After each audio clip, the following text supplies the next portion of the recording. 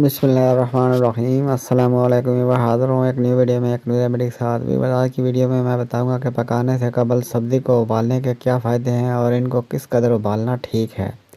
Weaver remedy बयान करने से पहले मेरी आपसे दरख्वास्त है कि अगर आप हमारे चैनल पर नए हैं तो हमारे चैनल को सब्सक्राइब कर दीजिए और साथ लगे बेल आइकन को प्रेस कर दीजिए ताकि हमारे आने वाली तमाम वीडियोज़ आप तक बर वक्त पहुँच सकें। आपका बहुत बहुत शुक्रिया। वीवर्स, खाना पकाना एक महारत का काम है। ज़रा सा भी नमक या मसाला तेज़ हो जाए तो खाने का जायका बिगड़ जाता है और हमें खाने में मज़ा नहीं आता। ऐसी ही कई और भी गलतियां हैं जो खाना पकाने के दौरान रोज़मर्रा हम करते रहते हैं और हमें मालूम भी नहीं होता है। आइए जानते हैं वो कौन सी गलतियां हैं जो हम खाना पकाने के दौरान करते हैं। सब्जियों के हवाले से कहा जाता है कि इनको कच्चा खाएं, ज़्यादा ना पकाएं, इनकी ग़िज़ाइयत ज़ाइल हो जाती है, मगर यह सिर्फ़ कुछ ही सब्जियों के लिए है। पालक को पूरी तरह पकाने से ही इसमें मौजूद कैल्शियम, आयरन और मैग्नीशियम हमारे जिस्म में अच्छी तरह जज़ब होते हैं। इसी तरह टमाटर को भी मुकम्मल पकाकर खाएं क्योंकि इसमें मौजूद लाइकोपीन आपकी कैंसर से लड़ने की सलाहियत बढ़ाता है। सब्जियां घर में लाने के फ़ौरी बाद अगर आप इनको काट कर फ्रीज़र में महफूज कर लेते हैं कि जब भी पकानी होंगी तो पकाएंगे, मगर असल में यह बिल्कुल दुरुस्त तरीका नहीं है। ऐसे सब्जियों में ऑक्सीडेशन का अमल तेज़ हो जाता है और यूँ वो पकने के बाद हमारे हाजमा पर भारी पड़ती हैं।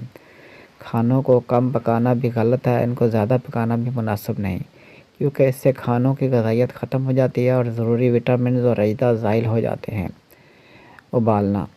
अक्सर आपने देखा होगा कि अगर कोई सब्ज़ी या मीठे में किसी भी फल से बनी डिश बना रहे हैं तो उसको पहले उबालते हैं ताकि वो नरम हो जाए और आसानी से पक सके। ये मुमकिन भी होता है कि सब्ज़ी या फल नरम पड़ जाते हैं, मगर ज़्यादा देर बाद वो काले होने लग जाते हैं, जो कि जायके में भी कमी का सबब बनते हैं। इसकी वजह यह है कि हम तेज़ आंच पर उबाल लेते हैं और यूँ उनकी अशिया का रंग, उनके अशिया में शामिल अज़ा का असर ख़त्म हो जाता है, जिसकी वजह से चीज़ें काली पड़ जाती हैं।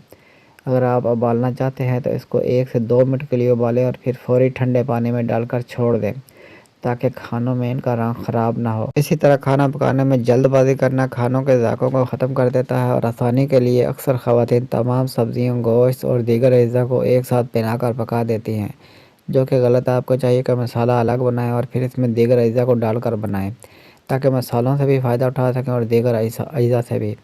अब तक के लिए इतना ही। मिलते हैं नेक्स्ट वीडियो में एक न्यू रेमेडी के साथ। वीडियो अच्छी लगे तो लाइक कीजिए, शेयर कीजिए और हमारे चैनल को सब्सक्राइब कर दीजिए और साथ लगे बेल आइकन को प्रेस कर दीजिए ताकि हमारे आने वाली तमाम वीडियोज़ आप तक बर वक्त पहुँच सके। आपका बहुत बहुत शुक्रिया।